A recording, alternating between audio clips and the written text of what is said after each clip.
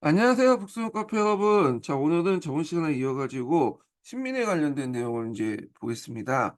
자, 신민회는 다른 그 애국 계몽 운동 단체하고 다른 성격을 띠고 있다고 했잖아요. 네.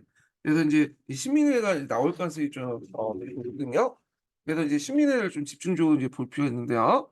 자, 신민회는 그 뜻 자체가 새로운 시대, 새로운 국민을 지향한다라는 의미예요. 그래서 있고 이 신민회는 어 비밀결사 조직이죠. 비밀결사. 일제 강점기 때 우리가 인제 그 신간회라고 해서 신민회와 비슷한 그 이름이 비슷한 단체가 있었잖아요, 신간회. 이 신간회하고 좀 비교를 해 보면 자, 여기는 비밀결사 조직이지만 신간회는 일제가 허용한 합법적인 조직이에요. 이런 차이가 있죠. 그러면 신민회가 왜 비밀결사였냐? 자, 그 당시에는 이 보안법이라는 법이 있었어요. 그래서 인제 그 한국인들의 어떤 정치 결사나 이런 것들을 철저히 막았거든요. 그러다 보니까 이 1907년 이후부터의 그런 활동 이유는 신민회는 이 보안법에 걸려 가지고 이게 비밀결사를 지향할 수밖에 없었다. 이렇게 보시면 돼요. 그래서 인제 표면적으로는 인제 뭐 교육이나 산업 활동을 한다고 하지만 실제로 이렇게 어 그런 정치적 조직을 유지하는 형태로 이렇게 비밀 결사 형태로 유지됐다. 이렇게 이제 보시면 될 것 같고요. 자, 이 구성원들 보면요. 우리가 인제 알고 있는 후에 이제 독립운동하는 사람들이 인제 명단이 쭉 나와요.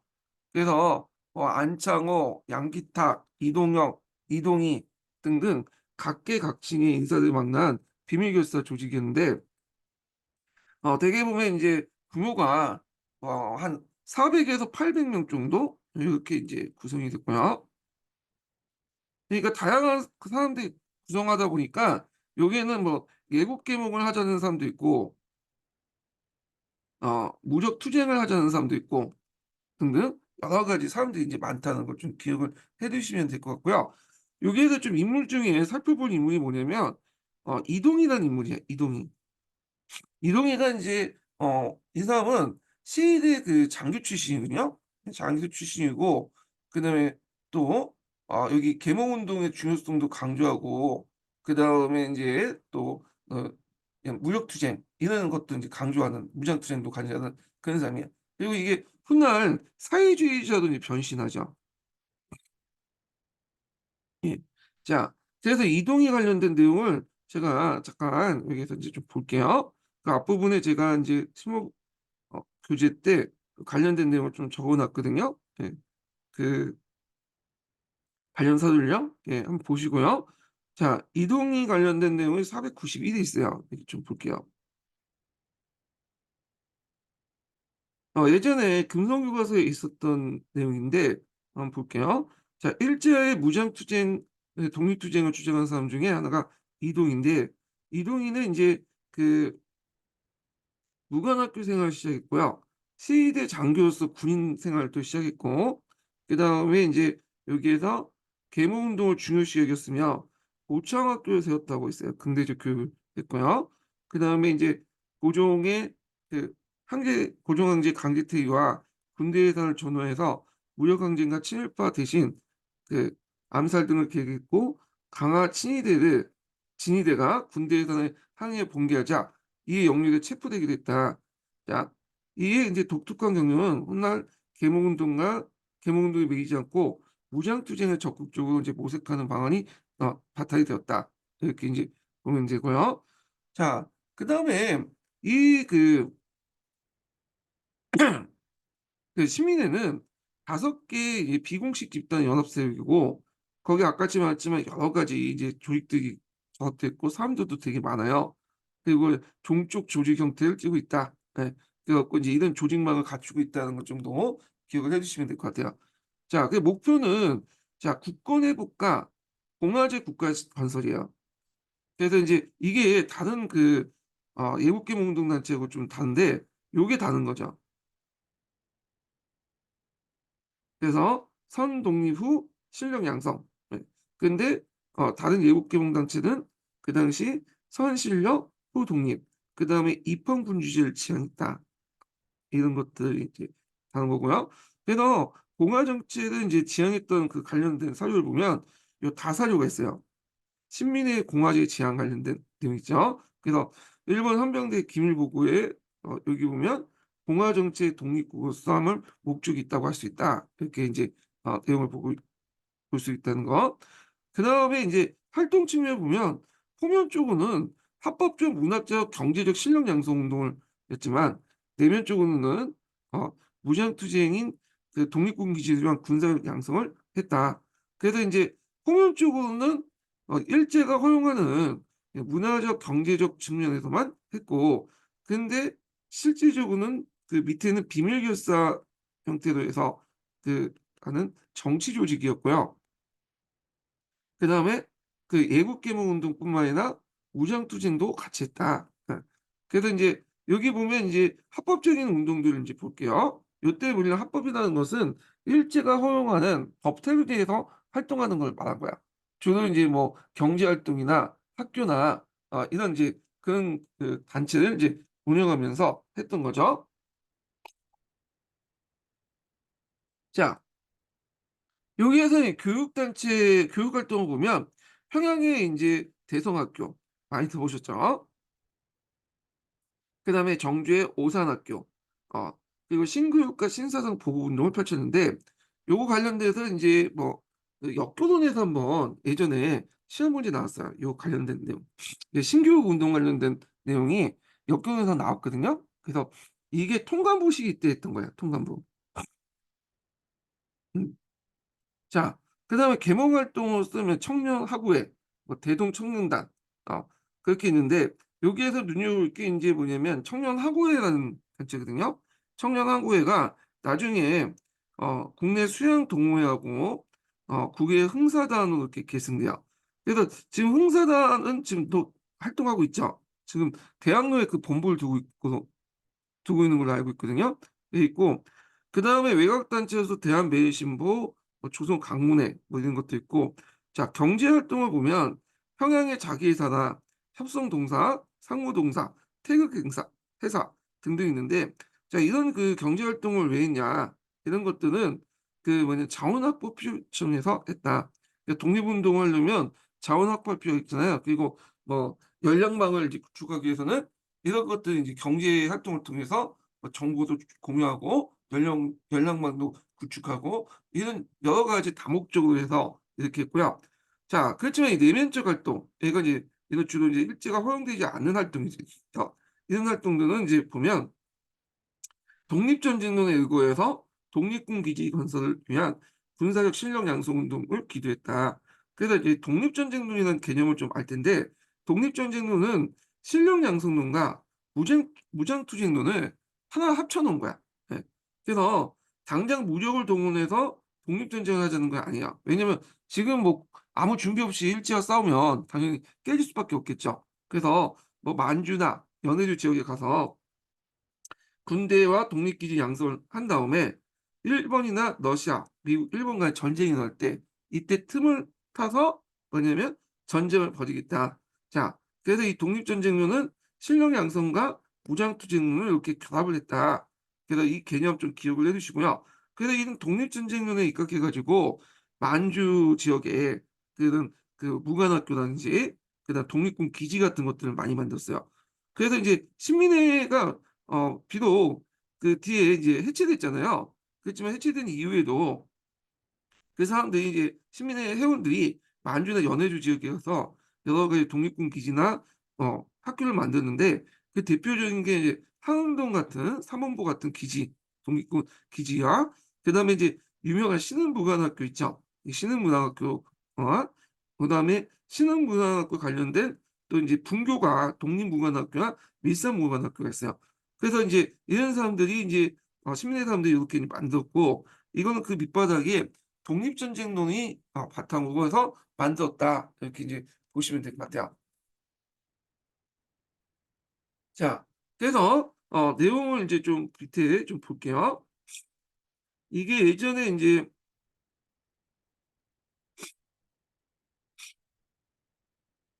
498 번을 보겠습니다. 푸셈에 있는 내용인데요. 자 일제 강점에 대응해서 신민의 새로운 운동 방향을 모색하는 모임이었다. 그래서 이제 이때 1910년 12월 중순에 신민의 간부들이 서울 양기탁 집에 모여 서간도 이주와 무관학교 찬성을 건의했다. 그에 따라 신민회는 독립전쟁을 대비해서 이민 계획과 무관 양성을 위한 청년들 모아 만주를 이주시키고 이를 지원한 자금 조달을 책임을 그 지역별로 분담하여 비밀 활동을 개시했다. 자, 이후 신민회는 만주에 독립군 기지를 설립하고 신흥 무관학교 외에 3개 무관학교를 더 세우는 등 독립전쟁을 위한 근거지를 마련했다. 이렇게 보시면 될 것 같고요. 자, 그다음에 인제 뒤에 넘어가서요.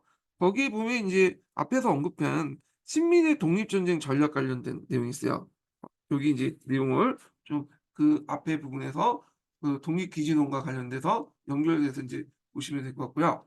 자, 그리고 인제 신민회는 다양한 세력들로 구성됐다고 했잖아요. 그래서 그 안에서 뭐 실력 양석파도 있고 무장 투쟁파도 있다는 거 그래서 있고 결국에는 이제 백오인 사건으로 그 해체가 됐어요, 백오인 사건.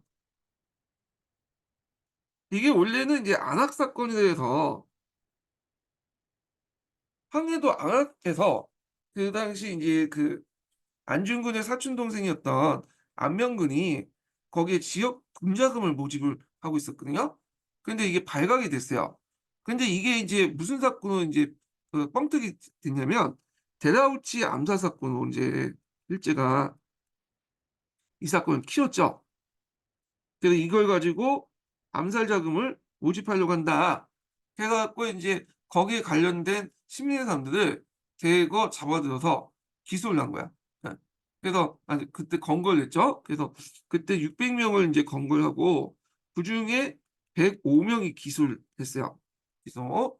그래서 인제 그때 뭐 유명했던 사람들 있죠. 윤치호, 양기탁, 이승우 뭐 등등등 이런 사람들이 인제 했고 그래서 결국에는 인제 몇 명만 이제 유죄 판결 받고 대부분은 무죄했어요. 왜냐면 증거가 없어, 증거가. 예. 그래서 이제 무죄 판명했지만 이 사건을 계기로 해서 신민회가 독립 조직이 와해됐다. 예. 이렇게 이제 보시면 되는데 요 백오인 사건은 또 어떤 의미가 있냐면 기독교의 어떤 타격 기독교 박해로 인제 보고 있더라고요. 왜냐면 거기에 인제 걸려든 사람들이 시민회원도 있지만 또 민족주의 기독교인들도 인제 검거했거든요. 예. 그래서 인제 근데 이게 시민회하고 기독교가 좀 예민하긴 해. 왜냐면 요 사람 중에 거의 상당수가 신민회면서도 기독교인 사람들이에요. 예. 시민회원들이. 그리고 그럴 수밖에 없는 게 그 시민회원들이 되게 서북 지역의 사람들이 많아요. 평안도 지역 사람들 있죠. 평안도 같은 경우에는 중국하고 이렇게 가깝기 때문에 예 여기에 통로가 되잖아요. 그래서 중국부터 서양 선교사들이 많이 들어왔어요. 그 요쪽 지역이 상당히 기독교를 많이 믿었어.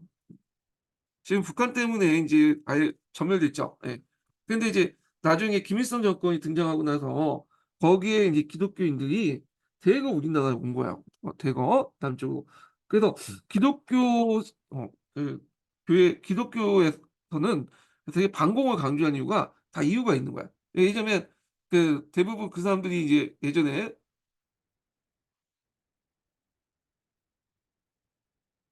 북한 정권을 탄압받고 이제 들어왔기 때문에 그런데 자 하여튼 이 백오인 사건 같은 경우에는 그 식민의 해체 사건은 유명하지만 기독교의 박해 사건하고 달라 연결돼 있다. 이렇게 보시면 될 것 같아요. 자 애국개몽운동 단체가 이제 다른 점은 뭐냐면 일단은 앞에서 얘기한 것처럼 공화 정치를 지향했고 그다음에 선독립 후 실력 양성, 실력 양성과 무장 투쟁을 병행했다. 이런 것들이 이 애국개몽운동 단체와 이 시민회와 다른 측면이다. 이렇게 보시면 될 것 같아요. 그래서 신민회 관련된 내용을 이제 좀 봤고요. 그다음에 교육운동을 보겠습니다. 교육운동은 인제 그 당시 학회를 인제 설립하고 뭐냐면 그 활동했는데 이때 교육은 단순히 교육운동이 아니에요. 예. 그게 독립운동의 일환으로 인제 했던 거죠. 독립운동을 하기 위해서는 인재가 필요하잖아요. 그래서 국권회복이나 뭐 독립운동의 일환으로 이제 얘기했다. 그래서 이름은 학술단체지만 실제 국권회복이나 에 위한 정치사회 단체였다. 이렇게 이제 보시면 돼요. 그래서 이제 요런 학회를 이제 설립하고 나서 그 밑에 여러 가지 사립학교 같은 걸 또 만들고 있어요. 예. 자, 그러면 이런 그 당시에 왜 이런 학회들이 많이 만들어졌나? 그 배경을 보면요. 자, 정치 단체가 일제 탄압으로 활동이 위축되죠. 그래서 인제 이걸 피하기 위해서 교육이나 식상업의 역점을 둔, 식상업은 경제죠. 역점을 둔 각종 학회가 조직이 됐다는 거. 예.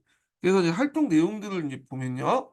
일단 그 학회는 기관지를 하나씩 발간했어요. 그래서 기관지를 발간해서 그 민족 사상을 고취시키고요. 그리고 학교에서 또 사립학교도 만들죠. 그래서 사립학교에 건립해서 신교육 보급 및 예국지사를 양성했다는 거. 그래서 인제 있고, 그다음 초등교육 확대를 위해서 의무교육 실시를 건의했고 신교육 운동을 전개했다. 자, 이 신교육 운동, 그 예국개몽 운동에서 전개됐던, 송가부 시기 때 전개했던 운동인데, 요게 예전에 그 역교동 기출에서 나왔다고 아까 전에 얘기했죠. 그다음에 야학 강습소, 그다음에 근대 학문 및 예국 사상을 고취시켰다. 예. 그다음에 이제 기간지 학회에 이제 발행했는데, 뭐 국학원 홍보처로 발행됐고 국민 계몽을 인제 바탕으로 이제 하려고 했다. 자, 일제가 인제 요걸 보니까 학회를 건져 세워 놓고는 이렇게 뭐 약간 국권 회복이니 독립운동이 뭐 이렇게 하니까 일제가 이제 학회장을 공포해요. 그래서 인제 예, 학교를 공포해서 학계에 인제 정치 참여를 아예 금지시키는 그런 역할을 하죠. 왜냐하면 학계가 겉으로는 인제 뭐 교육 활동을 한다고 하면서 실제로 정치 활동 같은 것도 하니까 그렇게 했던 것 같아요. 그다음에 각 도마다 하나의 학회가 있었어요. 그래 갖고 인제 여기 뭐 서우학회나 그다음에 음 기후흥학회, 간동학회, 그래서 인제 이런 학회들이 존재하고 있었고요.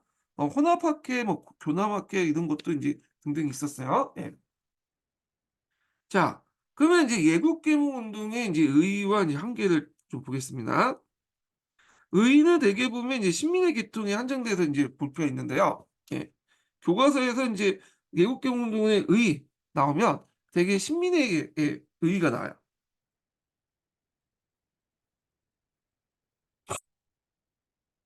자, 여기 보면 민족 독립운동의 이념을 제시했다. 그래서 인제 국권회복과 근대적 국민국가 건설을 목표로 근대사의 발전 방향과 합치되는 민족운동의 이념을 제시했고요. 그다음에 두 번째로는 독립전쟁론 있죠. 독립전쟁론 같이 민족독립운동의 전략을 제시했다. 그래서 신민회는 국내에서 문화적, 경제적 실력 양성과 더불어 국외에서 독립군 기지 건설을 위한 군사력 양성을 당면 목표로 삼았고요. 그래서 인제 기회를 이제 봐서, 적절한 기회를 봐서 일제로부터 독립을 쟁취하는 독립전쟁론에 의거했다. 예. 그다음에 장기적인 인제 민족 독립 운동의 기반을 마련했죠. 그래서 앞에서 얘기한 것처럼 이 독립전쟁론에 기반을 해 가지고 그 간도나 연해주 지역에서 이런 여러 가지 무관학교라든지 그 독립군 기지를 만들어요. 그래 가지고 여기를 통해서 근대적 민족 교육과 민족 산업 진흥, 항일 무장 투쟁 뭐 이런 것들의 기초를 마련했다는 거. 자, 한계성을 보면 이 한계성 같은 경우에는 주로 인제 어디에 초점을 맞추면 신민의 외의 단체.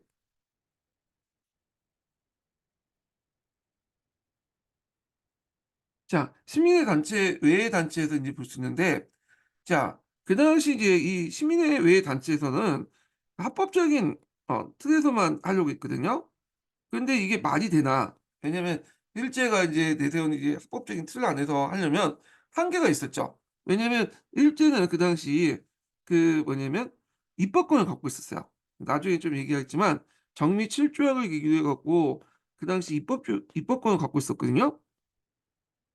그래 갖고 인제 입법권을 갖고 있었기 때문에 그 당시 이제 그 신문지법이라든지 보안법, 그다음에 학회령, 출판법 같은 4대 악법들을 인제 만들었어. 자, 이런 것들은 신민회가 추구했던 뭐 예국 계몽 운동에 큰 영향을 주죠. 예. 그러니까 방해가 되는 거야. 자, 그래서 일제에 의해서 정치 군사적 예속된 보복제에서 전개됐기 때문에 이런 그 합법적인 틀 안에서 그 악법 안에서 했기 때문에 좀 힘들었다, 활동이. 그리고 인제 또 문제는 일본이 내세웠던 식상업의 논리를 또 수용했어. 이 식상업이라는 논리는 일본 애들이 우리나라에 전파된 거예요. 예. 원래 메이지 유신 때 이제 했던 개혁 중에 하나잖아요. 그래서 인제 그 내용을 보면 여기 자 이들이 내세웠던 식상업이라는 것이 바로 일제히 한국 침략 때 내세운 구호였다. 즉 이등방목 이토 시도부미조차도 일본이 한국을 보호하는 목적이 한국을 부강하게 하기 위한 것이며 한국이 자주 중립을 할 수 있는 실력이 생기면 일본은 물러가겠다고 선언하고 있다. 실제로 인제 일제 침략 과정은 한국의 근대화 과정이기도 했다. 그러니까 너희들이 경제로 부강하거나 좀 살만하면 뭐냐면 "우리 물러나겠다." 이런 식으로 얘기했다는 거죠. 그건 물론 말도 안 되는 거짓말이지만 그 당시에 인제 그 예국계몽 단체들은 그걸 그대로 믿었다는 거야. 그리고 인제 그 예국계몽 운동단체는 독립협회와 이제 이렇게 연결돼 있잖아요. 그래서 이제 독립협회가 사회진흥을 수용했죠. 이들도 아까 말했지만 사회진흥을 수용했어요. 그래서 인제 이 사회진흥 수용 관련된 내용이 예전에 시험문에 나왔는데 그래서 인제 이 계몽 운동가들은 일제에 대응하면서 그 원인을 자기 스스로 찾은 거야, 자기 내부에서. 왜냐면 "우리가 실력이 없기 때문에 그렇다. 그래서 실력을 양성해서 뭔가 국권을 회복하고 뭐 제국주의 국가의 진연에 뭐 끼어들어야겠다." 뭐 이런 논리 구조죠. 자 그다음에 이제 의병운동을 비하했다. 그래 갖고 인제 여기 보면 인제 예국 계몽 운동가들은 당연히 의병의 투쟁을 완고하고 세상 물정을 모르는 사람 무모한 짓을 비난했고 의병들에게 국가의 정치는 자신에 맡기고 돌아가서 농사에 힘쓸 것을 당부했다. 자 그다음에 인제 일제에 의한 정치적 군사적 예속된 상황에서 전개됐기 때문에 성과론에서 한계성이 노출됐고요. 그래서 또 개혁의 주체를 지배층, 엘리트에 한정해서 인제 봤죠. 그 농민층이나 일반 대중들은 좀 약간 뭐냐면 좀 깔봤어. 좀 무식하고 계몽의 대상으로만 생각한 거죠, 계몽의 대상. 이거는 뭐 예전에 뭐 독립운동했던 사람들이나 계합파들의 공통된 생각들이에요. 이 우민관이라는 것도 인제 가지고 있었다. 이렇게 인제 보시면 될 것 같아요.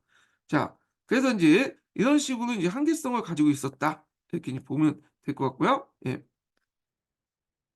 자 그다음에 이제 넘어가서 뭘 보냐면 인제 경제사 부분을 이제 보겠습니다. 보안과 경제사. 자 부엄한 경제사를 이제 본격적으로 보기 전에 제가 한번 이제 전반적인 흐름을 이제 보고 좀 얘기를 해 볼게요.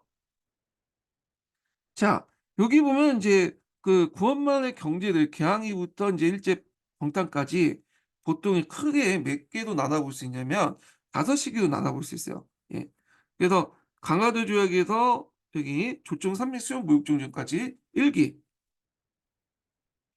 그다음에 조총 산미 수용 무역장정에서 여기 청일전쟁까지는 2 기. 그다음에 청일전쟁에서 아간판전 시기 때는 3 기. 그다음에 이제 아가파천에서 너일 전쟁까지는 4 기. 그다음에 마지막으로 인제 여기까지 그 너일 전쟁에서 인제 우리나라가 일제 병합 때 거기까지는 5 기. 예 요렇게 인제 볼 수가 있겠죠. 예. 자 그러면 1기 때 내용을 좀 볼게요. 1 기는 강화도 조약부터 해서 조총산미수용 무역장려과거든요. 그 강화도 조약은 이제 1876 년에 맺어졌고 조총산미수용 무역장정은 1882 년에 맺어졌죠. 자 이때 인제 조일수 조교부이나 조일통상장정 이 조일통상장정은 이제 개정되기 이전의 조일통상장정이에요. 강화도 조약의 부속 조약인 개정되기 이전의 조일통상장정인데 여기에 보면 개항장 10리 내에서만 하도 돼 있죠. 그다음에 무관세, 양곡의 무제한 유출 이렇게 있잖아요. 그러다 보니까 개항장 10리 내에서만 하다 보니까 인제 거기 간행 이정이라고 하죠 이거 보통. 거주지를 중심으로 해서 사방으로 10 리밖에 못 나가죠. 그니까 그 이상으로 나갈 경우에는 중간에 그 한국인 상인들이 끼어들었어. 그래서 요게 소비자들에게 이제 주는 거죠. 자, 그래서 이런 무역을 뭐라고 부르냐면 거류지 무역이라고 해요. 거류지 무역. 그래서 중개 무역 형태로 이제 뭐냐면 한국인 상인들이 나름대로 이득을 어, 봤다는 거죠. 자, 그리고 이제 그 무관세나 뭐 양곡의 무제한 유출로 해서 그 당시 이제 그 국내 면방직 공업이 크게 쇠퇴했고, 어, 물론 이제 이거는 나중에 일본산 면직물이 들어오면서 더 쇠퇴하게 돼요. 이건 좀 나중에 얘기하고. 그다음 무관세 때문에 여러 가지 이제 식량 부족도 일어나죠. 자, 이게 1기고, 1기는 전반적으로 일본이 이제 경제적으로 완전히 여기 장악할 텐데요. 일본이 또 이제 약탈 무역을 했던 그 시기였다. 네. 물론 약탈 무역은 여기부터 해서 쭉 이제 지속이 되긴 하지만, 자, 그 다음에 이제 임오군란부터 면 임오군란이 끝난 후에 청나라하고 조총산민 수역 무역장정을 맺었죠. 자, 조천산민수역무역장정은 예전에 얘기한 것처럼 제일 핵심적인 게 뭐냐면 내지 통상권을 허용하는 거야. 이게. 그러니까 일본 애들 입장에 볼때는 이 내지 통상권이나 그 다음에 또 그 체국 대우를 받고 싶거든. 조미 통상주한테. 그래서 이제 어떻게 했냐면 1883년에 이 조일 통상 장정의 내용을 개정을 해줬어요. 예, 그 딜을 했다고 했죠. 그래가지고 그 당시 조선 정부가 요구하는 간세 협정을 설정해주고 그 다음에 양국의 제한을 설정해줬죠. 예, 방공령을 내릴 수 있도록 허용을 해준 거야. 그리고 나서 체국 대우를 이제 뭐냐면 받아낸 거죠. 그래서 체국 대우를 기반으로 해갖고 내지 통상권을 소급해서 적용해서 받아낸 거야. 그래서 이때부터는 이제 뭐냐면 조선 그 청나라 일본 상인들이 내지까지 들어가서 이제 무역을 하게 돼요. 그러면서 청나라와 일본 상인들의 대립이 격화됐고, 그러면서 또 이제 뭐냐면 그동안 이제 중개 무역을 통해서 이득을 얻었던 한국의 상인들이 이제 몰락을 하게 되죠. 그러니까 이게 대응해 갖고 이제 상권 수호 운동 같은 것들이 이제 행해졌다, 행해졌다 이렇게 보시면 돼요. 자, 그래서 이때 이제 이기 때는 일본이 경제적으로 우위지만 청나라가 그 당시 정치적 우위를 지배했잖아요. 예, 내년 간섭하고. 그래서 정치적으로는 청나라가 우위였고, 그 다음에 이게 이제 경제적으로 영향을 미치죠. 그래서 정치적 비호에다 청나라가 또 우세하기 시작해요. 그래서 일본하고 청나라가 이제 있는데, 전반적으로 일본이 우세한 가운데 청나라가 우리 뒤쫓는 형태였죠. 그래서 청일전쟁 이전에 그 무역 구조를 보면 일본이 55, 청이 45 이런 비중이었어. 그래서 이제 청일전쟁의 원인에 대해서 경제 배경 중에 하나가 이런 이제 청나라가 우리나라 시장을 잠식하니까 일본이 청일전쟁을 일으켰다라고 이제 하는 견해도 있어요. 그리고 이제 청일전쟁이 1894년에 일어났죠. 그리고 나서 아가파천이 1896년에 있는데 요 짧은 시기 동안 거의 이제 일본이 정치, 경제 다 장악했죠. 예. 그리고 요 시기가 이제 갑오개혁 시기하고 이제 연결돼요. 갑오개혁 시기하고 그리고 이제 아가파천 1896년부터 해서 너일전쟁 1904년까지가 있었는데 여기는 이제 예전에 말하는 세력 균형 시기야.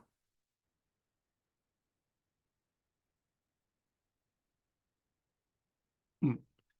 그래서 세력 균형 시기였고 그래서 이때는 이제 일본하고 러시아가 세력 균형 시기로서 이제 했는데 일본은 경제적 우위, 그 러시아는 정치적 우위 이렇게 차지했죠. 자, 그리고 이제 아가파천 시기 때 우리가 알다시피 이제 열강대 이권 침탈이 가속화되죠. 그래서 철도나 산림이나 강산, 그래서 이제 체육 대우를 빌미로 해가지고 여러 나라에게 나눠줬고 또 그 당시 정부도 그 당시 EEJ 같은 것들을 해가지고 분영 외교를 추구하면서 독립을 유지하려고 했기 때문에 이렇게 나눠준 것도 있어요. 예. 자, 그래서 이제 이런 내용들 좀 기억을 해두시고요. 자, 너일 전쟁부터 해갖고 이제 1910년까지는 이제 일제가 이제 완전히 정치, 경제를 장악했던 시기죠. 그래서 이제 일본도 이제 그 뭔가 근대 국가를 보여주기 위해서 우리나라를 한 번에 먹지 않고 수많은 이제 뒤에 설명했지만 어떤 조약들을 맺어. 예. 그래서 이걸 통해서 뭐냐면 우리가 근대 국가라는 걸 보여주고, 그래서 이제 이렇게 국제적 승인을 받으면서 만국공법에 입각해서 조약을 통해서 우리나라 이권을 하나하나 이렇게 이제 먹는, 그러니까 항일 정탄의 준비 단계, 요 시기가 이제 너울 전쟁부터 1910년대까지죠. 그래서 이때 일제 같은 게 이제 정책을 보면 토지 양탈이 이제 행해졌고, 그 다음에 이제 동양척식 주식회사가 만들어졌고요. 그다음에 일본이 차관을 제공해서 우리나라 경제를 예속화시키려고 했죠. 그리고 이제 예전에 시험 문제에 많이 나온 게 화폐정리사입니다. 이 메가다가 했던 화폐정리 사업. 그러면서 이제 국내 상공이 몰락하면서 경제가 일본 경제에 예속화됐다. 이렇게 보시면 될 것 같아요. 자, 그러면 이제 일본의 경제 침투에 대항해서 우리나라 상인들이나 단체들은 가만히 있었냐? 아니죠. 그거에 대항했어. 이게 경제적 구구 운동이라고 보시면 돼요.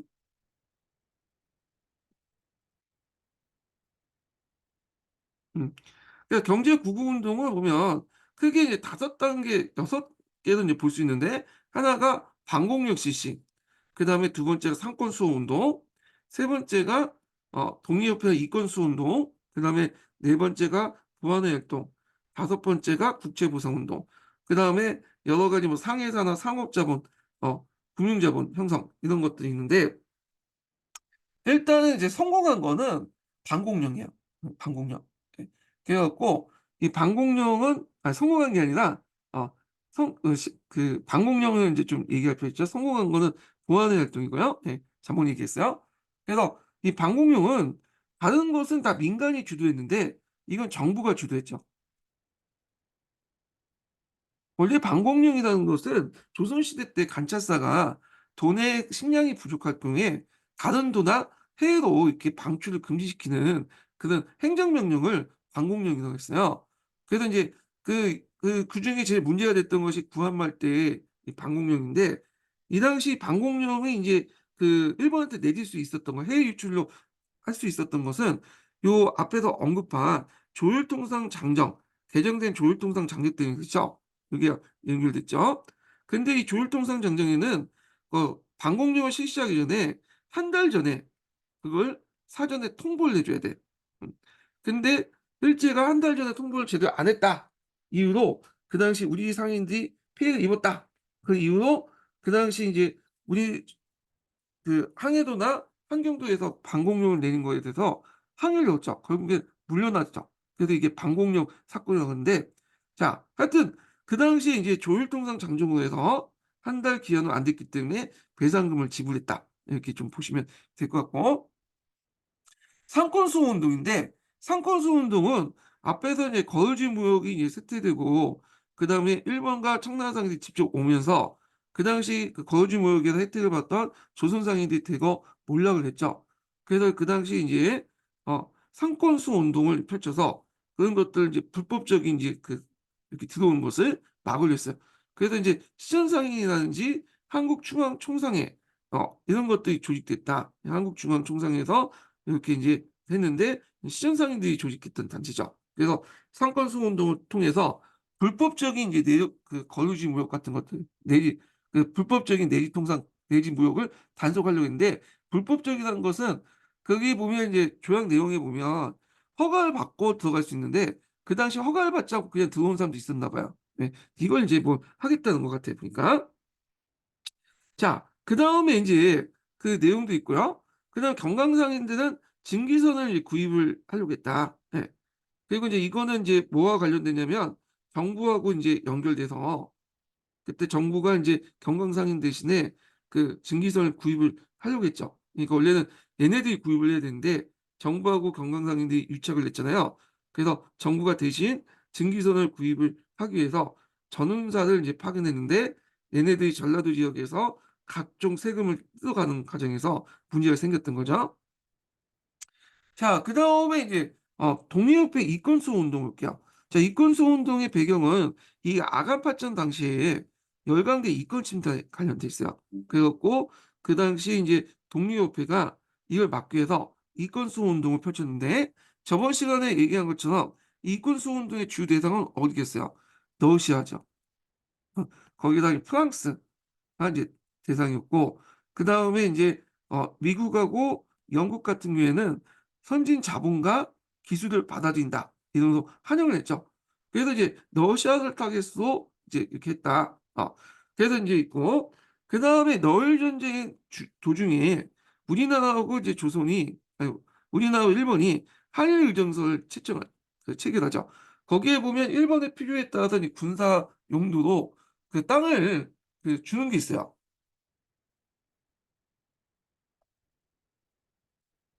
요 관련된 내용은 나중에 좀 뒤에 살펴볼 텐데, 하여튼 이 항일 의정서를 뭐냐면 근거로 일본인들이 항mol지 개척권을 요구하니까 그에 대응해서 보안회를 만들었죠. 보안회 활동 관련된 내용은 앞에 제가 얘기했으니까 그때 이제 연결해서 보시면 되고요. 자, 그 다음에 이제 동양척식 주식회사를 하고 일본이 차관을 제공하죠. 제가 잘못 지었네. 우리 차관을 제공해서 우리나라 정치를 예속화시키려고 하니까 그에 대응해서 이제 국제보상운동을 펼쳐요. 자, 국제보상운동은 예전에 한번 기출에 나왔어. 네. 그래서 이제 대구 지역의 성상동을 중심으로 해서 국제보상 기성회가 설립되고요. 대한매일신보가 지원해줬다. 네. 그래서 이제 이런 내용도 있고요. 그 다음에 이제 여섯 번째는 우리는 자체에서 이제 상공업에서 자체적인 어떤 근대식 어떤 기술이나 이런 자본을 근대식 기술이나 상해 같은 것들을 받아들여 갖고 성장을 가는 그런 내용들인데 잘 안 됐어요. 그래서 이제 상회사를 설립하고 상업자본이죠. 산업자본이 있고 금융자본 측면에서 이렇게 근대식 어떤 경영 기법들을 배우고 조직들을 배우고 그렇게 이제 하려고 했지만 전반적으로 볼 땐 안 됐다. 그래서 이제 기술이라든지 자본이라든지 그런 것들이 없다 보니까 되게 일본 자본에 예속되는 형태가 됐다. 그래서 이제 이렇게 좀 기억을 해두시고요. 상해사 같은 경우에는 주로 이제 보부상 같은 종전에 그 상인들이 상해사를 만들었어요. 네. 그래서 상해사 같은 경우에는 좀 약간 이제 정경유착 같은 것들이 좀 강해요. 그러니까 이제 특허 회사다 보시면 돼요. 어떤 물품에 대해서 독점을 하는 그런 형태였는데, 자, 이것이 이제 강물개혁 때 이후에 본격화됐고요. 그 다음에 산업자본이 일부 성장했다. 그 다음 금융자본도 일부 성장했지만 이 금융자본들은 상당수 화폐정리사업으로 대부분 몰락했다. 이렇게 이제 보시면 돼요. 그래서 이렇게 해서 이제 한번 그 개항부터 일제가 우리나라 병합하기 전까지 병탄하기 전까지의 어떤 전반적인 경제의 흐름을 좀 살펴봤습니다. 예. 자, 그러면 이제 그 내용을 이제 본격적으로 볼게요. 예.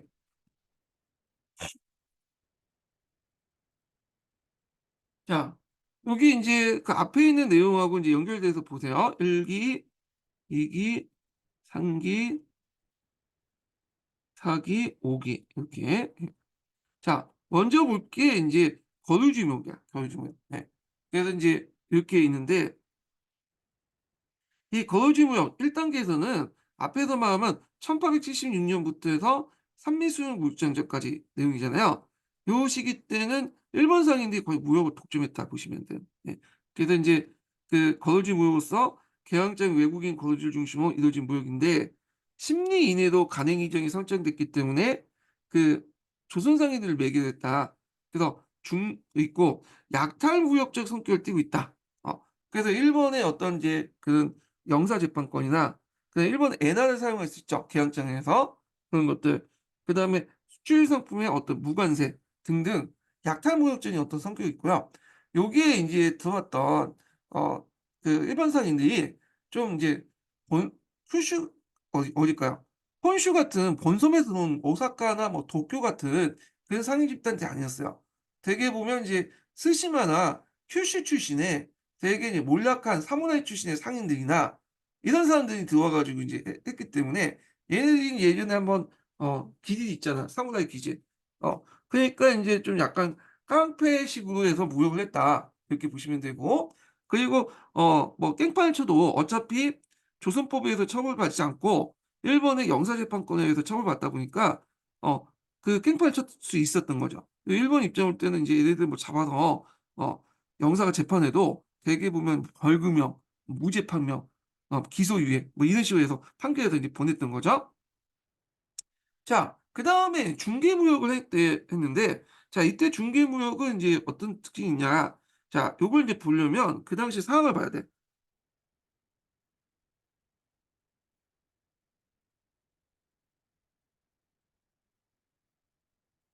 자, 여기가 이제 중국이고, 이게 일본이고, 이게 일본이다. 이게 조선이고, 일본이에요. 그래서 이제 일본은 그 당시 자체적으로 뭔가 사업을 좀 물건 팔긴 좀 그랬어요. 아직 그 산업화 본격화되기 이전이니까. 그러니까 이제 주로 일본이 어떤 식으로 물건을 팔았냐면, 영국의 물건을 팔아서 영국의 물건을 가져가서 조선에 갖다 파는 식이야. 그래서 주로 영국에 면제품을 갖다 팔았어요. 네. 그리고 면제품을 이제 팔고 거기에서 얻은 이득을 가지고 조선에 쌀을 사온 게 된 거죠. 그래서 이때 이제 곡물이나 뭐 특히 기금속, 금을 많이 가져갔어. 예. 그래서 이제 이렇게 해서 일본의 그런 명가, 목화와 그다음에 조선의 이제 쌀이 서로 교환되는 미명 교환 체제가 형성됐다. 이런 것들이 이제 요때뿐만 아니라 일제가 우리나라를 점령한 그 일제 강점기 때까지 계속 진행이 돼요. 특히 우리나라에 원했던 것은 조선의 곡물 쌀이었죠, 일본이. 그래서 이런 것들이 이제 후에 방공력 사건이라든지 삼미진식 계획과 연결됐다. 이렇게 보시면 돼요. 그래서 이제 처음에는 이렇게 영국산 면제품을 가지고 왔는데 문제는 이제 뒤에 2기 때 들어서 중국에서 영국산 면제품을 갖다 팔기 시작한 거야. 그러면 가격 경쟁력이 안 되죠. 왜 가격 경쟁이 안 됐냐면 중국 같은 경우에는 여기 홍콩이나 마카오 같은 개항장에서 이제 이렇게 개항장 있죠? 이런 데에서 물건을 떼와요. 네. 그래서 이제 이렇게 한 거고 일본 같은 경우에는 영국산 면직물을 곧바로 일본 조선에 갖다 준 게 아니라 일본 안에서 또 몇 단계 또 유통 과정을 겪고 그리고 들어왔기 때문에 똑같은 그 제품이라도 어떻게 돼요? 중국에서 가져온 영국산 면직물이 훨씬 가격이 싼 거야. 그래서 일본산 면직물하고 그 영국산 면직물, 일본에서 가져온 영국산 면직물보다 가격이 싸니까 가격 경쟁력이 형성이 되지 않죠. 그러니까 일본이 이때부터는 자체적으로 나름대로 군사력이 어, 경제를 키웠기 때문에 그 일본산 면직물 갖다 팔기 시작했다. 이렇게 보시면 될 것 같아요. 근데 초창기 때는 영국산 면직물을 면제품을 판매했다. 이렇게 보시면 돼요. 영국산 면제품 같은 경우에는 뭐 우리나라 시장에 크게 타격은 좋긴 했지만 그 뭐냐면 그렇다고 해서 우리나라 토퍼 사업이 대거 몰락할 정도는 아니었어요. 네. 왜 그러냐면 영국산 같은 경우에는 일단 영국인들이 이제 우리나라보다 어떤 그 책이 크잖아요. 거기다가 이제 빨래를 잘 안 해요, 상대적으로. 그렇기 때문에 이제 영국산 면제품을 가지고 그 뭐냐면 빨래하면 빨래가 하고 나서 몇 번 하면 쪼그라져. 네. 그런데 그에 반해서 일본산 면제품 같은 경우에는 우리나라 면제품은 좀 질은 약간 떨어질 수 있지만 빨래 같은 거 자주 하잖아. 그러다 보니까 이게 이제 빨래를 할 때 쪼그라들지 않는 그런 특성을 갖고 있어요. 그렇기 때문에 영국산 면제품 같은 경우에는 주로 고급 면제품으로서 이제 주로 상류층이 입었고 아직까지는 서민들은 가격이 비싸고 빨래하기 좀 불편한 그 영국산 면제품 대신에 조선의 토퍼를 그대로 입었어요. 예. 가격이 이제 그 고급 면제품하고 이렇게 중하급 면제품에서 시장을 달리하게 된 거죠. 그래서 이제 이런 것들을 고려를 할 필요 있어요. 예. 근데 일본산 면제품은 좀 달랐죠. 일본산 면제품은 되게 우리나라 사람하고 비슷하잖아, 체격이. 물론 좀 체격이 작긴 하지만, 그리고 얘네들도 빨래를 많이 하기 때문에 빨래를 하다도 뭐냐면 이게 쪼가들지 않아. 그래서 품질은 약간 떨어지더라도 이게 경쟁력이 되는 거야. 그리고 가격도 되게 싸요. 그러다 보니까 이제 일본산 면제품이 들어오면서 우리나라 토프 사업이 대거 몰락을 하게 돼요. 예. 그런 것들 좀 기억을 해 두시고요. 그 다음에 그때부터 이제 우리나라가 이제 금이 많이 외국에 유출됐거든요. 우리나라 같은 경우에는 한반도 북부에 금이 되게 많아요. 그래서 그걸 이제 많이 이제 가지고 있기 때문에 금강을 많이 갖고 있기 때문에 이것만 잘 이용하면 그 당시 세계적인 추세가 근본이 태안제도였잖아요. 예. 그런데 이걸 이제 잘 이용하면 근본이 태안제도를 실시할 수 있고 나름대로 근대의 자금을 마련할 수 있었는데 일본이라든지 미국이라든지 이런 나라들이 우리나라 금을 많이 가져갔어. 그래갖고 일본 같은 경우에 우리나라 금을 많이 가져서 1898년에 금본이 태안제도를 실시했는데 이게 이제 우리나라에서 가져온 금 때문에 할 수 있다 이렇게 보고 있거든요. 요 관련된 내용을 좀 한번 보겠습니다.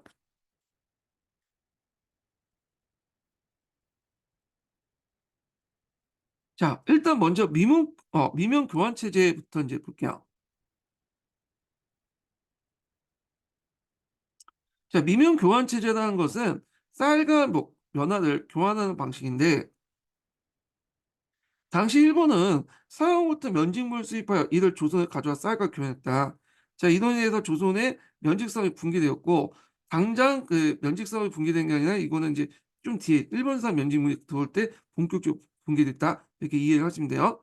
일본으로 조선의 쌀이 계속 흘러나가 결과적으로 방공명 선포로 인한 손해배상이 초래되게 되었고 자, 금의 유출 관련된 내용을 좀 보겠습니다. 자, 정부가 금 생산에 부과된 세금도 국가 재정의 큰 목을 차지했다. 그 대의무역 개시와 함께 서양 금 생산은 세금 부의 원천이었고 특히 일본은 1880년대와 1890년대 전반에서 조선의 해마다 수입해 간 금은 몇을 제외하고는 전체 금 수익의 거의 100% 달했고 그 덕분에 일본은 금본위 제도를 시행할 수 있게 되었다. 조선의 입장에서는 금본위 화폐 제도 확립이 불가능했다. 그래서 우리나라가 뒤에 얘기했지만 근본이 태양제도를 실시하려고 했지만 되지 못했던 이유가 뭐냐면 돈이 없기 때문에. 네, 금이 없죠, 금이. 그래서 이제 요 내용도 좀 기억을 해 두시면 될 것 같아요. 예. 그래서 이제 이렇게 했고 그럼 여기에서 태양이라는 게 뭐냐? 근본이가 뭐냐? 이렇게 볼 텐데 일단은 보통 이제 측량화폐라는 거 있죠. 측량화폐는 포면 가치하고 그 자체 실제 가치가 일치하죠. 예. 그래서 금, 은, 동 이런 것들 이제 구리도 동일키는데 이게 측량화폐인데 근데 이제 요걸 이제 서로 교환하는 과정에서 어느 것을 기준으로 해서 교환할 것이냐 이걸 이제 봐야 되는데 자, 이때 이제 금은 가치가 좀 많이 높지만 시기성이 높잖아요. 그때 이제 너무 없기 때문에 금이 좀 별로 없죠. 시기성이 너무 높기 때문에 이걸 교환 가치로 기준으로 삼을 수 없어요. 그래서 보통 은이나 동을 기준으로 이제 어 뭐냐면 하는데 그래서 이게 이제 은본이라고 하죠. 예, 이걸 동본이라고 하고 근데 나중에 이제 금이 그 대규모 발굴을 하게 돼요. 저 캘리포니아라든지 호주 지역에서 그 당시 이제 발굴했는데 그래서 이제 이때부터 금보니 같은 것들이 등장해요. 이거는 나중에 등장하고요. 자, 그래서 이제 어느 것을 이제 측정을 할 것이냐에 따라서 여기 본위화폐 제도가 실시됐던 거고, 자, 그 다음에 태안제도라는 건 뭐냐면 이게 금이나 은이나 동이나 이런 것들이 들고 다니기가 좀 불편하잖아요. 그러니까 이걸 종이화폐로 바꿀 필요가 있는데 사람들이 종이화폐를 믿지 못해. 처음에 신뢰가 없었어요. 그래가지고 요걸 이제 뭐냐면 금과 은과 동을 담보로 해갖고 발행을 했죠. 예. 이게 이제 뭐냐면 태안제도야. 이 지폐는. 예. 그리고 이거 오늘날 같이 이제 금 운동을 이제 뭐냐면 담보로 해갖고 그냥 뭐냐면 발행되지 않은 화폐 철저하게 중앙정부나 그런 중앙은행의 신뢰를 통해서 뭐냐면 발행한 화폐를 불태하는 제도라고 하죠. 자, 하여튼 그 당시에 이제 보통 금을 가지고 태안제도를 실시했어요. 그래서 금본이 태안제도라고 했는데 원래 영국 같은 경우에는 은을 기준으로 한 은본위 국가였어요. 그런데 이제 19세기 후반에 들어가면 근본이 태양제로 바뀌거든요. 영국이. 근데 영국이 그 당시 세계의 중심지였죠. 금융에. 그러다 보니까 일본도 은본이었다가 영국이 바뀌니까 근본으로 바뀌어. 그래서 근본이 태양제도를 실시를 했다. 근데 근본이 태양제도를 실시하려면 일단 기본 전제가 뭐겠어요? 중앙은행이 필요한 거죠. 중앙은행. 중앙은행이 필요하고 거기에 금을 H시킬 필요가 있잖아요. 그래서 이제 이걸 통해서 태환 지폐를 발행하죠. 그래서 이제 중앙은행하고 금이 필수적인 거였는데 우리나라에서는 금이 없었다. 이렇게 좀 기억을 해두시면 돼요. 그래서 요거 좀 개념 정도 파악을 해두시고요. 자, 그다음에 이제 넘어가서 이제 2기로 넘어갈게요. 청나라 상인과 일본 상인의 상권 경쟁. 자, 여기가 2기와 관련된 내용이에요. 예. 자, 여기 보면 이모군란이 왜 이제 그 청나라 우리나라가 조총 삼민수령 무역장정을 맺게 되잖아요. 그러면서 청일 사형 그 상인 간의 경쟁 치열이 이제 돼요. 내리 통상권을 얻게 되면서 삼민수령 무역장정은 예전에 한번 얘기했었고요. 예. 거기에 이제 그 청나라 상인들이 조선에 들어와서 거주, 여행, 영업 등을 아무 제한 없이 이제 활동하는데 물론 이제 포면 쪽으로는 내지 통상권을 금지한다고 돼 있죠. 다만 예를 들어 가지고 허락을 받을 경우에는 하는데 허락을 쉽게 받죠. 그 당시 이제 우리나라를 청나라가 내정 간섭 시기였기 때문에 금방금방 했기 때문에 이렇게 이제 허락을 할 수 있었고 그리고 삼민수용 무역장정에서는 그 보통 인제 그 지역에 구매를 할 수 있지 판매는 명시돼 있지 않거든요. 예.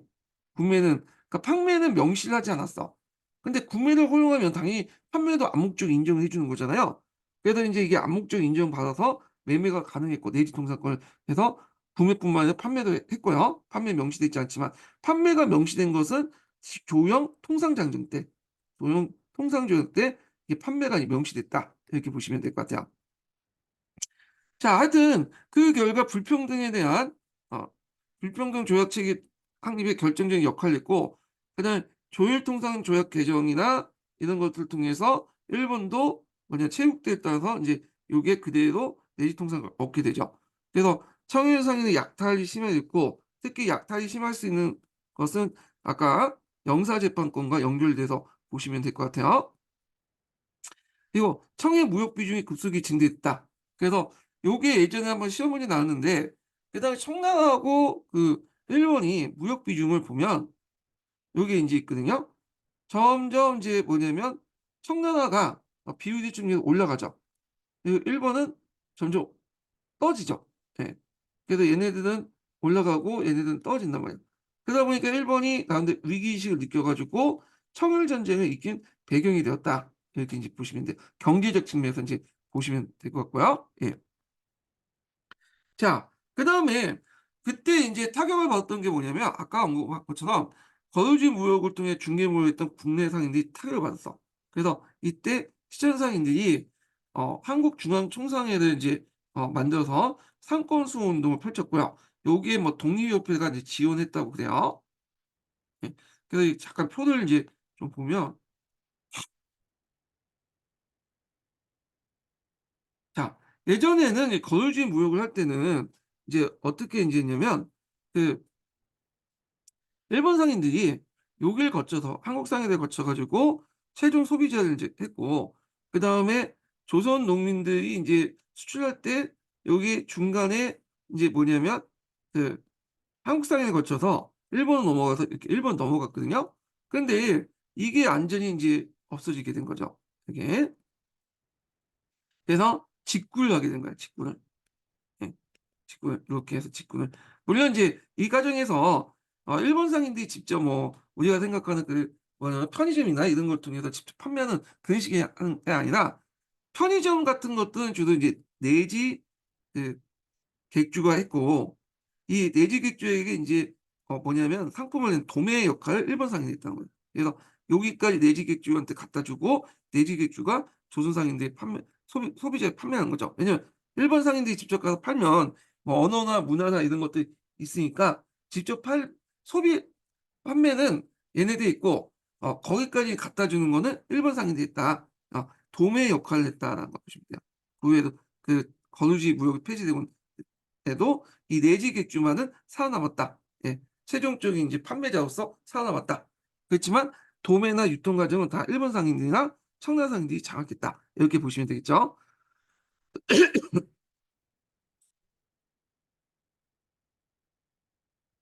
자, 그래서 인제 일본 상인들 내륙 진출을 인제 하게 되는데 이때부터는 일본산 면직무의 비중이 점점 증대돼요. 예전에 영국산 면직무를 갖다 팔았다고 했잖아요. 근데 영국산 면직무는 가격 경쟁력이나 이런 측면에서 너무 이제 비싸기 때문에 떨어지기 때문에 어 그 당시 우리나라 시장에 이제 타격은 주긴 했지만 큰 타격은 없었어요. 근데 이 일본산 면직물 같은 경우에는 가격도 싸고 우리나라의 체형도 맞고 그다음에 빨래하기도 편하고 등등 해서 결국에는 이게 이제 토포 산업에 큰 영향을 미쳐요. 그래서 인제 농가 경제를 큰 몰락시키는데 크게 인제 했고 그리고 서양 제품이 유입되면서 수공업 타격을 주고요. 그리고 이제 일본의 자본주의하로 식량 부족으로 저고가 저임금 정책을 하죠. 그러다 보니까 인제 조선의 곡물 대량으로 들어와서 곡물 가격을 이제 뭐냐면 안정화시키려고 했고 결국엔 우리는 곡물 가격이 폭등하는 그런 현상들이 일어났다. 그래서 이런 미명 교환 체제는 앞에 얘기한 것처럼 개항 후부터 계속 이렇게 일제 강점기까지 지속이 됐다. 이렇게 보시면 돼요. 자 그다음에 인제 청일 전쟁 이후부터는 여기가 이제 상기죠. 여기가 이기면 상기부터는 인제 뭐냐면 일본 상인들이 조선 시장을 독점적으로 지배했다는 거예요. 그래서 상기, 4기, 5기는 물론 정치적으로는 뭐 물러나고 좀 하는 그런 시기였지만 전반적으로 인제 상기부터는 청나라 상인들을 몰아내고 일본 상인들이 이제 뭐냐면 이렇게 어 상권을 장악했다. 이렇게 보시면 될 것 같아요. 자 그리고 그 당시에 인제 또 요 2기 때 들어오면서 내지 무역권이 형성되잖아요. 그래서 인제 청나라 상인들이나 일본 상인들이 우리나라 그 한성에 들어와서 거주지를 형성했어 안에서. 예. 집단적으로 이렇게 모여 사는 거죠. 이렇게 예 이렇게 해서 모여 사는데 그래서 인제 일본 상인의 거주지 같은 경우에는 주로 우리는 명동이나 충무로 이런 데고 저쪽 이제 청나라 상인들은 어디요? 을지로인가? 아 예. 여기가 충무로고 충무로인가? 잠깐만요. 예. 제가 잘못 설명했어요. 예. 일본 상인들 거주지는 오늘 명동 뭐 충무로 요런 거고 예. 자 그래서 인제 요런 지역이 인제 있었는데 하여튼 청나라 상인들 거주지가 어디였더라? 까먹었네. 하여튼 요렇게 해서 인제 일본 상인의 거주지하고 청나라 상인의 거주지가 이렇게 인제 형성이 됐다. 그래서 이제 청나라 상인들은 주로 이제 남대문 뭐 수포구 일대 그다음에 이제 일본은 충무로 그다음에 명정 혼마치라고 했죠 예전에. 예. 거기에 이제 충무로 이제 혼마치라는 거기 있고 그다음에 명동 오늘날 예전에 명정이라고 했던 그곳에 인제 주로 살았다. 이렇게 보시면 돼요. 그래서 충무라는 명칭 자체도 그 당시 인제 이순신이 인제 충무공이잖아요.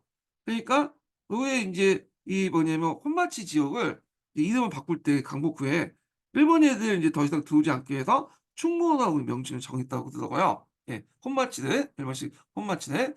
그래서 인제 요런 내용들 좀 기억을 해 두시면 될 것 같고요. 예. 아 여기 청라상에 있는 을지로 일대다. 맞아 을지로. 네. 을지 장군, 을지문덕 그 장군. 그래서 을지로도 청나라상인들이 이게 많이 사니까 앞으로 인제 떼놓은 데 들어오지 마라 해 갖고 을지문덕 이름을 나중에 갖다 붙여서 을지로라고 이제 하더라고요. 예 하여튼 뭐 이렇게 해서 그 당시 그 일본과 청상인의 거주지가 그 당시 인제 요렇게 형성이 됐다는 거 이렇게 이제 보시면 될 것 같아요. 예. 그리고 이렇게 거주지라고 돼 있긴 한데 요때는 이 조개라는 해석보다는 그냥 단순히 거주하는 집중적으로 사는 곳이라고 이제 보시면 될 것 같아요 여기는. 예. 자 그래서 인제 이렇게 해서 한번 2 기까지 이제 3 기까지 살펴봤고 그다음에 인제 넘어가기 전에 인제 대외무역 관련된 내용을 좀 보겠습니다. 예. 요거 하기 전에 첫 번째 인증번호 좀 알려드릴게요. 첫 번째 인증번호는 50 번입니다. 예 첫 번째 인증번호 50 번이에요.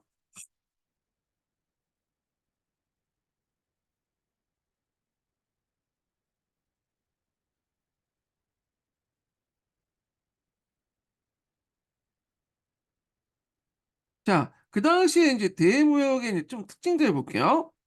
일본에 대한 수출품 중에 1890 년대 전후로 쇠 가죽이 되게 많았는데 이게 나중에 쌀로 전환됐죠. 그래서 쇠 가죽이라는 거는 이제 그 소고기의 가죽 아니에요. 소의 가죽인데 소의 가죽을 왜 이렇게 많이 일본에 갔냐. 보통 멜빵 끈이나 분화나 이런 걸 예전에 만들 때는 지금은 그렇게 만들지 않지만 소 가죽을 만들었어요. 그러다 보니까 분수 물자용으로 많이 가져갔고요. 그다음 일본은 이제 그 국내에서 인구 증가 경직 공업이 발달되면서 홍밭을 홍밭으로 바꾸려고 전환되잖아요. 그러니까 인제 콩 같은 경우에 예전에 정근대 시대 때 한중일의 이제 삼국에서 주요 단백질이었죠. 그 된장이나 뭐 이런 거에 이제 간장 이게 만든 원료잖아. 그러니까 콩을 먹어야 되는데 콩밭이 뽕밭으로 변직물 만들기 위해서 만드니까 콩나물 심기 위해서 만든 밭으로 바꾸다 보니까 부족한 콩을 한국에서 인제 뭐냐면 수입해 왔다는 거. 그다음에 인제 여기에 좀 넣은 게 수출 품목 중에 금이 상당히 많았고요. 그래서 이것 때문에 이제 앞에서 얘기한 것처럼 일본 정부 근본위 제도를 시행할 수 있었고 그다음에 다 대외무역 수입품 중에 가장 피중했었던 것은 면제품이었다는 거. 청일전쟁 이전까지 영국산 면제품이 중개무역이었지만 이후에는 일본산 인제 면제품이 범람했다는 거. 예. 일본산 면제품은 2기 때부터 인제 들어와서 3기 이후부터 확산됐다. 자 이런 것들이 그 조선의 면집을 파괴하는 결과를 불러일으켰다. 이렇게 보시면 되고요. 그다음에 미명 교환 체제의 특징을 가지고 있고 그다음에 이제 그 앞에서 예전에 시험 문제 나온 것처럼 삼민 무역 수용 무역 전쟁을 계기로 청나라의 무역 비중이 급속하게 증가됐고 청일 전쟁의 경제 배경이 되었다는 거. 그다음에 산업 구조상 볼 때 일본하고 조선이 뭐랄까 궁합이 좀 맞는 관계였고 왜냐하면 일본은 2차 산업이었고 조선은 1차 산업이잖아요. 그래서 조선 시장에 대한 일본의 진출이 적극적인 데 반해서 청과 조선은 같은 1차 산업 구조를 가지고 있었죠. 그 당시에. 상대적으로 볼 때 청은 조선 시장 진출에 소극적이었다. 이렇게 이제 보시면 될 것 같아요. 예. 자 그다음에 이제 열강의 이제 이권 침탈 과정을 보겠습니다. 여기는 이제 사기로 넘어가는 거죠. 사기.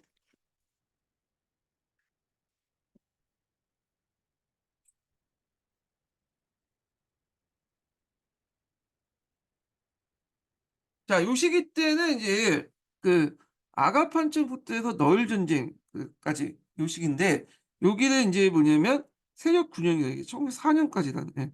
너일 전쟁까지인데 여기가 이제 세력 균형기라고 보시면 돼요. 예. 4 기에다가 아간파천부터 해서 너일 전쟁기 잠깐만요.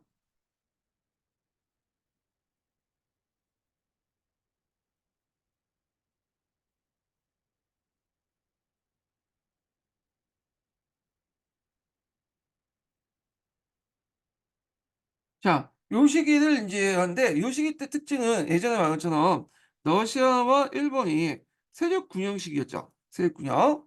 그래서 러시아는 정치와 경제 중에 정치적 우위에 있었고 일본은 경제적 우위에 있었던 그 시기였다. 이렇게 인제 보시면 되는데 자 이때 인제 러시아가 이제 아간파 러시아 공사 간에 이제 국왕이 있다 보니까 러시아가 여러 가지 이권을 요구하잖아요. 그럼 들어줄 수밖에 없었어. 그래서 이때 인제 체육 대우를 이제 빌미로 다른 나라도 다 요구를 하면서 이권을 많이 탈취해 갔다. 이렇게 보시면 될 것 같아요. 자 그래서 인제 아간파천 이후에 열강은 체육 대우를 인제 규정을 이제 둬서 각종 이권을 침탈했다. 그때 인제 있고 그다음에 인제 그 또 조선 정부 입장 볼 때는 군정 이익의 논리에 입각해서 이렇게 인제 한 것도 있어요. 그래서 조선 정부가 열강대 이권을 균등시켜서 그거죠. 예. 그래서 인제 이렇게 좀 정리를 좀 다시 해야겠네요. 예. 그래서 조선 정부가 열강대에게 이권 군정을 시켜서 특정국이 조선의 식민 제한을 방지하게 하려겠다. 그래서 인제 이권 탈취 내용을 좀 보면요. 제국주의 인제 열강제 후진 국가에서 경제 이익을 차지한 권리와 경제 기관을 지배하는 권리로서 후진국 정부로부터 강제로 허용받는 권리 이렇게 두 가지로 볼 수 있는데 첫 번째로 볼 게 인제 보면 경제적 이익을 착취하는 권리로서 철도 부설권 이 철도 부설권 뒤에 인제 다시 좀 설명할게요. 예. 그다음에 강상 채굴권, 산림 채굴권, 그다음에 전선 가설권, 어채권, 가사 관세 협정권, 연안 허용권 해운권이 있었고요. 경제 기관으로 인제 한 것은 요거는 인제 어떤 것을 인제 뭐냐면 권리를 이제 뭐냐면 이익을 이제 그 쟁취하는 그런 건데 경제기관은 우리나라 경제기관을 장악하는 거야. 그래서 거기에서 이득을 얻는 거죠.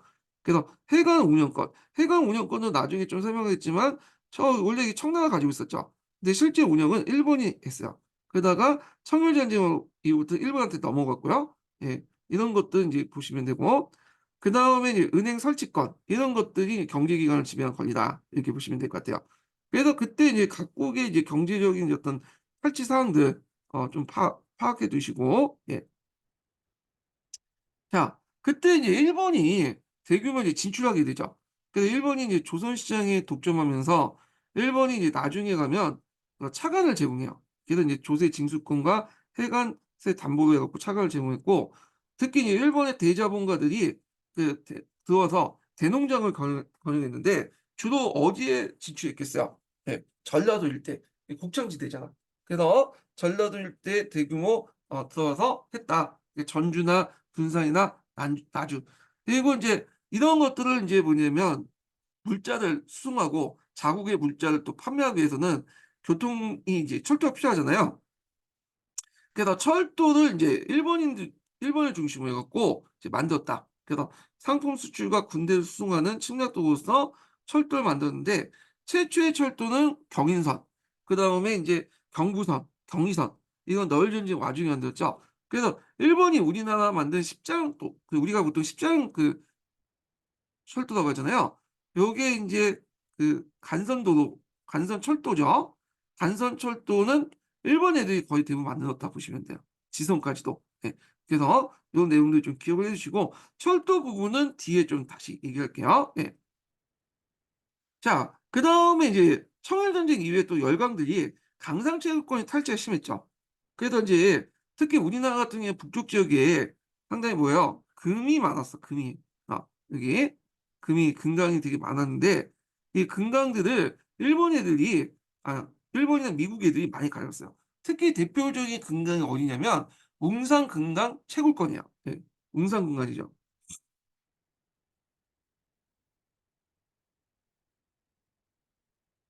요걸 이제 누가 가지고 있었냐면 미국이 가지고 있었어요, 미국. 예. 그다음에 알렌이라는 공사가 와 가지고 이 알렌 공사가 이제 원래 선교사 들어왔다가 그 당시 이제 왕실과 인연을 맺고 인제 공사로 들어왔거든요. 다시 공사로 해서 부임받았는데 이 사람이 상당히 보탬 짓을 많이 했어요. 우리나라 이권을 미국 상인들에게 많이 넘겼거든요. 그중에 인제 금강을 채굴권을 미국한테 넘겼어, 이 사람이. 그래 갖고 인제 그 당시 25 년간 뭐냐면 전매 특권을 얻어 가지고 채굴권을 얻게 돼요, 미국인들이. 그래서 미국인들이 막 캐다가 이게 조선인들이 이제 미국인들이 직접 캐진 않겠죠. 그 밑에 조선인들이 캐다가 그 당시에 이제 금을 발견하면 조선인들이 이제 그 만질 거 아니에요. 그러면 "No touch, no touch." 만지지 말라고. 그래서 그 당시 금이 노다지다는 말이 여기에서 나왔다. 이렇게 인제 얘기를 해요, 노 터치에서. 예. 그래서 인제 이렇게 해서 이제 미국에서는 이렇게 우리나라에 많은 금을 캐 가서 미국에 가져간 거죠. 예. 그래서 열강들에 비해서 이제 금이 많이 탈취돼 나갔다. 이렇게 보시면 되고요. 그다음에 인제 산림 자원도 많이 약탈됐는데 러시아에서는 인제 러시아가 인제 그 압록강, 두만강, 울릉도 산림 채굴권을 가져갔고 너일 전쟁에 일본이 차지했다. 그래서 인제 근데 여기에 보시면 알겠지만 이 울릉도 예 산림 채굴권 있죠. 이 러시아. 그다음에 여기가 인제 압록강 연안에 산림 채굴권이 러시아가 갖고 있어요. 그래서 이 울릉도 목재가 상당히 뛰어나다고 그래요. 예. 그래 갖고 하여튼 있고 그 당시에 인제 여기 러시아가 압록강 연안에 산림채굴권을 갖고 있는데 이 압록강은 산림채굴이 되게 좋은 게 뭐냐면 그 나무들을 운반하기 편해. 체벌해 가지고 요 나무를 압록강으로 이렇게 쭉 보내면 하루에서 딱 받아 가지고 뭐예요?